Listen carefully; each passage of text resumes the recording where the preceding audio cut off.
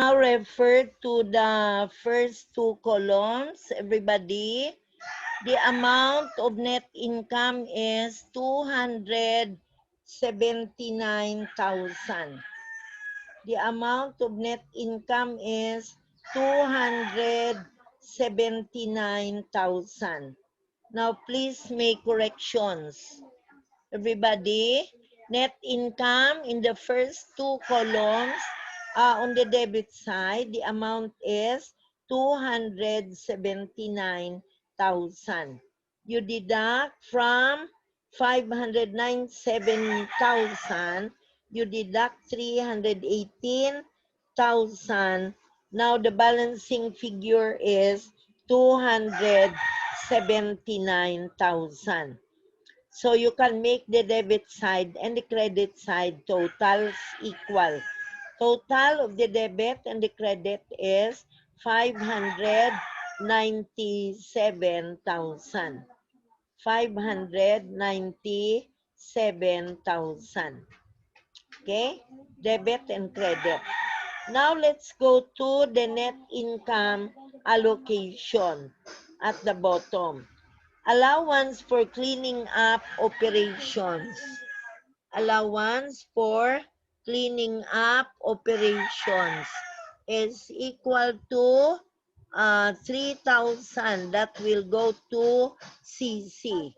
Is 3,000. It will go to CC because as stated in the second sentence, AA agrees to construct a stand on the front of the loan of CC, and CC will be paid 3,000 for cleaning up the loan. So we have now the allowance for cleaning up operations. 3,000 goes to CC. So that's extended to the total. Then the commission, it's 40% of sales. So 40% of the individual sales, 81,600 goes to AA, 124,800 to BB, and 28,800 to CC. So we now extend, and if we add the three amounts or the four amounts, we have the total of 238,200. You get 238,200 by adding 3,000, 81,600, 124,800, and 28,800. So you now get the total of 238,200. I hope you are following. Then, from the total net income of 279,000, we deduct 238,200. The balance is 40,800. 40,800. So 40,800 is to be extended to the total column. So you will arrive at the total net income of 279,000. And finally, the agreement stated that whatever is the balance of the net income will go to A and B at 75% and 25%. So 75% of 40,800 is 30,600 that will go to AA, and 25% will go to BB. Okay? So if you now get the total share of AA in the commission and in the balance, it's 112,200. And that to BB is 135,000. And it's because BB had a bigger amount of sales. So BB was able to get 40% commission based on his total sales. And to CC, the total is only 31,800. So that makes the total equal to 279,000. If you can recall in partnership accounting, you have the manner of dividing profits and losses, like giving interest on capital investments, like giving salaries. But this time, the capital investments were not given corresponding interest. Okay? So the total net income was now divided to the three operators. And going back to the upper computations in the worksheet, now the net income that's supposed to be 279,000. So we now give 112,200 to AA, 100 12,200. That will be given to AA. And then we have the amount of how much to BB is 135,000. Now please make correction. To BB, that's 135,000. Make correction, 135,000. Okay? And to CC, it's 31,800 as taken from the net income allocation. So for the totals, your first two columns already balanced, and then the second two columns pertaining to AA, debit 210,600, credit 364,200. For BB, debit 315,600 and the credit of 195,000. Please make correction for 135,000 instead of 147,000. And then for CC, debit 81,600 and credit of 48,600. Okay. Now take note that AA, his credit is more than the debit. BB, his credit is more than the debit. And for CC, his credit is, his debit is more than the credit. Now, we are aware that the debits, no? Just like that of AA. What are the credits of AA? Take note that the credits of AA are corresponding to its investments, like 12,000, like 120,000 for the cost of the inventory that he invested. While on the debit side are the proceeds of the sales that each of these operators got or they received. But notice that BB got a bigger amount corresponding to its sales as compared to its investments. So we can now continue downward. We continue with the totals here. After the allocation of the net income, the debit side of AA is smaller than the credit side. While that of BB and CC, their credit sides are bigger than their uh, debit sides, no? Liwat. That of AA, ang iyang credit side total is bigger than the debit side. That of BB and CC, ang ilang debit sides are greater than the credit sides. representing the excess of what they receive from sales over their investments. So, to complete the worksheet for the balancing figure, we now go to the cash settlement. That of AA columns, debit and credit. Credit 364,200 minus 210,600. The balancing figure is a debit of 153,600. 153,600, so that the debit side and the credit side will now balance. Now, on the other hand, that of BB, its debit side is greater than the credit side. So the balancing figure is 120,600. We add to the credit side the same with that of CC.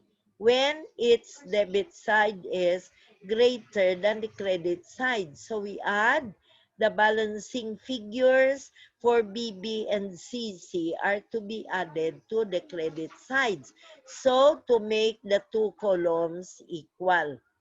Okay, now you focus on the columns BB, debit 315, 600, credit 315, 600. That of CC, debit 81, 600, and credit 81, 600.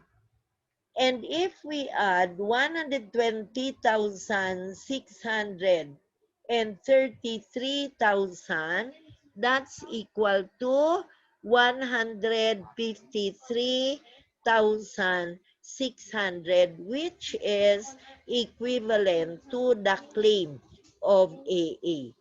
So it means that during the cash settlement, BB and CC are liable to AA in the total amount of 153,600. So that completes the worksheet. In requirement number 2, we have to determine the cash settlement between the operators.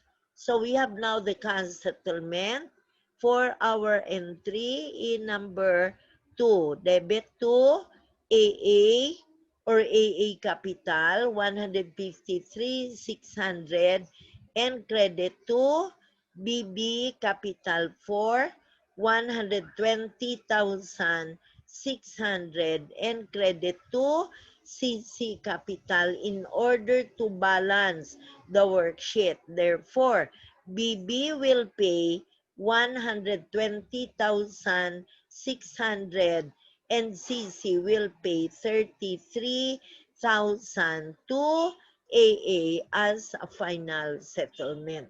But that is already in their personal transactions. Take note that the only entry in the books of the joint arrangement is to debit here, debit AA Capital or AA, and to credit BB for the amount of 120,600 and CC for 33,000. But the settlement in the form of cash will be a personal transaction between AA and the other two operators. Okay, so that ends our solution to problem number 6. We now go to problem number 7. This is longer, and the same with problem number 8 so far, the longest among the problems. So let's now begin with problem number 7. Let's now begin with problem number 7. Now, allow me to read through the problem, because by doing it, you will be familiarized with the transactions and with the figures. I know you have read it, but you cannot recall all of this after reading so many. So let me run through problem number 7 before we go to its solutions. We have so far 4 requirements before we continue. So take note of the requirements here. 2 real estate companies set up a separate vehicle for the purpose of acquiring and operating condominium units. One of the companies, SS Company, paid 2,016,000 for a 30% interest in AA corporations as separate vehicle. Outstanding voting stock on January 1, 2024. Such acquisition gave SS Corporation joint control with another company over AA Corporation. So, in other words, the separate vehicle is AA Corporation, and the operators here or the investors are SS and another company. Okay. And such the book values and the fair values of AA's assets and liabilities on January 1, along with the amortization data. So we have now the book values and the fair values. Cash, accounts receivable, inventories, all sold in 20x4. Other current assets, land, buildings, equipment. Okay, we have a 10-year remaining life and 7-year remaining life. So we have the total assets at book and fair values. Accounts payable, other current liabilities, bonds payable due January 1, 20x9. And this year, it's only 20x4. Common stock, 10 par, retained earnings, and the total liabilities and stockholders' equity. AA Corporation reported net income of 1,440,000 for 20x4 and paid dividends of 720,000. Required in number 4, we have only 3 requirements. Number 1 is prepare the schedule of determination and allocation of excess. And number 2, prepare entries in the books of the joint venturer in 20x4 in relation to its investment in joint venture, assuming that the joint venture does not prepare consolidated financial statements using the equity method. And in number 3, in relation to number 2, determine A, investment in joint venture, SS company, and investment income under the equity, no, or in net earnings for 20x4. Okay, so we now begin with requirement number 1, the schedule of determination and allocation of excess on January 1, 20x4. Okay, we have now the cost of investment for 2,016,000. Actually, this is the consideration transferred by SS to, as stated, SS company paid 2,016,000. 2,016,000. Okay, so we now deduct the book value of stockholders' equity. Stockholders' equity of AA. Actually, AA. So we have the common stock of 3,600,000. We multiply that by 30%. The equity of SS, that gives us 1,080,000. And the retained earnings of 1,080,000 times 30%. That gives 324,000. The total deducted from the cost of investment. So we have a difference of 612,000. The excess of the consideration transferred over 104,000 being the book value. Then we have to add or deduct the over or the undervaluation of the assets and liabilities. We now begin with inventory. Actually, inventory is with a book value of 1.2 million. The fair value is 1,440,000.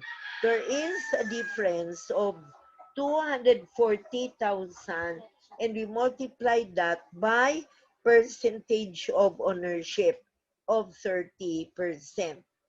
The land is undervalued in the amount of 960,000. That's the undervaluation in the value of the land. So we multiply the amount of 960,000 by 30%. Then we have the building, the undervaluation for 600,000.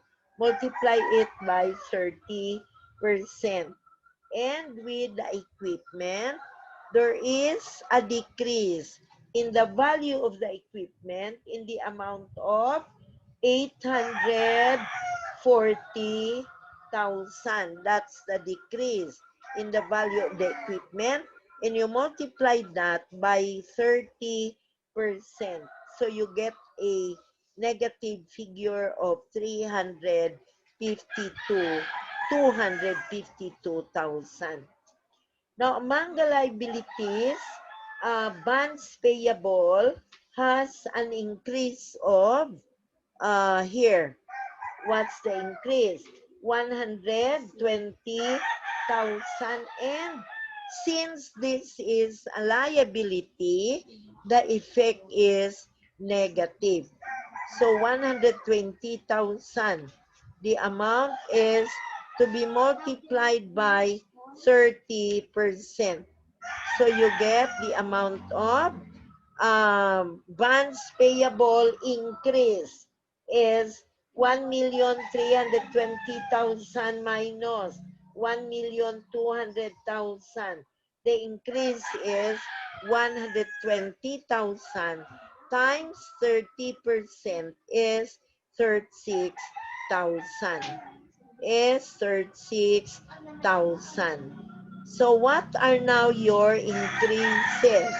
We add 372 plus 288 plus 180. That gives us the amount of 540. These are increases. And your equipment, the decrease is 252, and we have 36 for the bonds payable. Now we have the difference of 200, how much? 252 and 36 is a total of 288. Am I right? So we have now 200. You add 252 and 36. You get 288. That's negative. So the difference is 252,000. Okay, I'll repeat. Increase in inventory, 72,000. Increase in land, 288,000. Increase in building, 180,000. Decrease in equipment, negative, 252,000. Increase in bonds payable, negative, 36,000. Please make correction. 36,000. So, if we add 72,000, 288,000, and 180,000 positive, we get the total of 540,000. And deduct the negative of 288,000. The difference is 252,000. That is actually positive. Okay? So that's your undervaluation of net assets. 612,000, the excess of the consideration over the book value. 612,000, and then we deduct 252,000. So only the difference is the goodwill, the excess of cost over the fair value. So the excess of cost over the fair value is equal to 360,000. That 360,000 is now the amount of goodwill. Okay? Now let's move on to your net amount. For the over-under valuation, inventories, the undervaluation is 240,000, land 960,000, building 600,000, equipment negative 840,000, and bonds payable negative 120,000. So the total of the three are positive. 1,800,000 minus 960,000 negative. The difference is 840,000. And that 840,000, if you multiply that by 30%, okay, that will give you 252,000.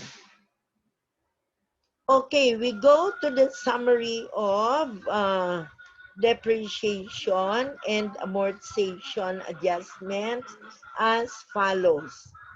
Account adjustments to be amortized in your inventories. For the undervaluation is 240,000. 30% of that is by SS. So, actually, problem stated that the inventories were all sold during the year 20x4. So, 72,000 is fully amortized in 20x4 because of that statement that all the inventories were sold during the year. For land, actually, 30% of that land is 288,000. That fully goes to the partner. However, land is not amortized. For building, there's a difference of 600,000. Only 180,000 is for SS, and you divide that by 10 years. So 18,000.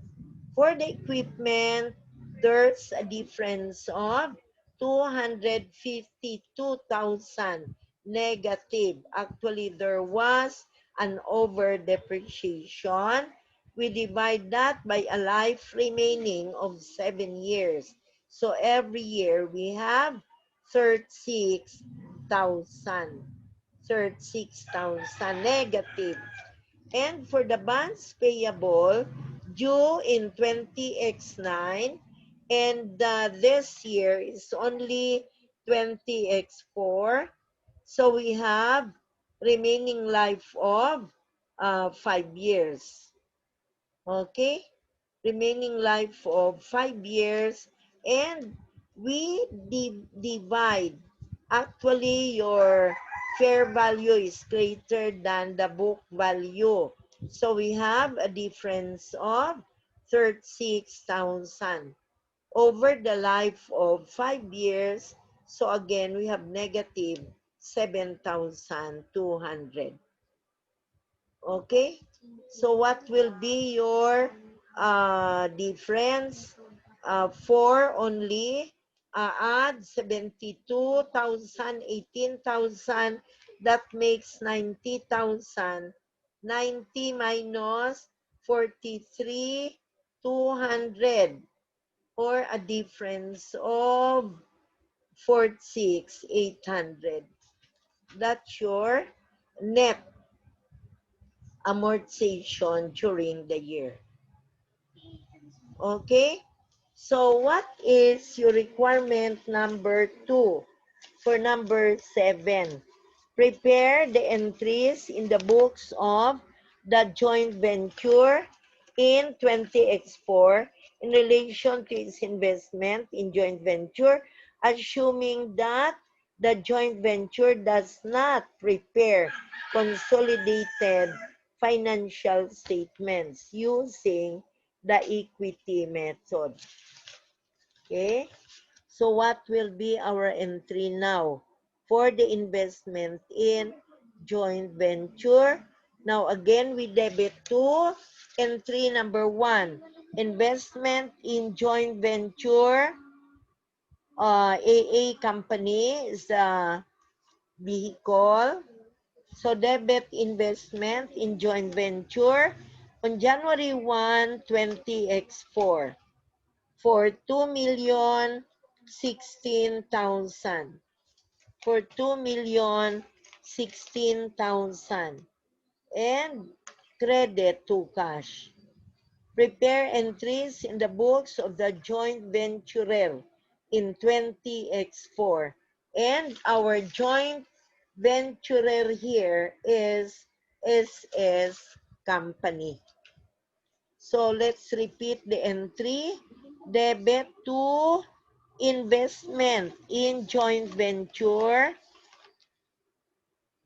for 2,016,000 and to credit cash. And to credit cash. Second entry. Second entry. Okay. What is the second entry here? On the receipt of the dividends. So how much dividends were received? As stated, dividends in the amount of how much? The company paid dividends equal to how much? In problem number 7. SAS gave SS joint control with another company, and the book values and the fair values are given, and dividends amounting to 720,000 were received. So what's now the entry to receive the dividends in the books? Okay, debit cash, credit investment in joint venture. Remember, we are using the equity method. Debit cash, credit investment in joint venture for the amount of the dividends. So the dividends declared and paid was 720,000 multiplied by 30% for SS. So debit to cash and credit to investment in joint venture in the amount of 216,000. 216,000. You multiply 720,000 by 30%. By 30%. Now, please make the corresponding correction. Make the corresponding correction. There are errors. Make correction like increase in bonds payable, 120,000 times 30% is only 36,000. And for here, we have our entries. Debit investment in the AA company, 2,016,000. Then we debit to cash. Credit to investment in AA company for 216,000. Okay, now only for the investment and for the receipt of the dividends. How about in recording the share in net income? Since AA company earned net income of 1,440,000, 30% of that will go to SS company. So we now debit using the equity method. We debit to investment in AA company 432,000 and to credit investment income. Into credit investment income at 30%. At 30%. Still on this